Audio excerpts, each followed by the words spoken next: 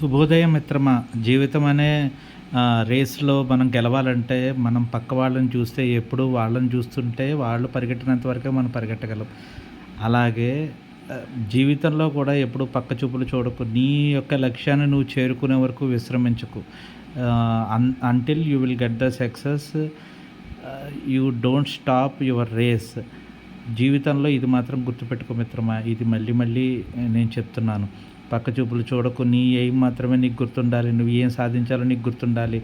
స్వప్నాలు సాక్షాత్కరించే వరకు స్వేదం చిందించాలని ఒక మహానుభావుడు చెప్పాడు. స్వేదం చిందించకుండా జీవితంలో ఏది జరగదు. కష్టపడకుండా జీవితంలో ఏది ఊరికనే రాదు. సో, కాలాన్ని వేస్ట్ చేయకుండా, సమయాన్ని వృధా చేయకుండా జీవితంలో నీ జీవితం అనే లక్ష్యాన్ని నువ్వు చేరుకోవడానికి నువ్వు ఏ విధంగా శ్రమించగలవో అన్ని విధాలుగా శ్రమించు. కంపల్సరీ ఆ ఫలితం అనేది నీకు సమకూరుతుంది.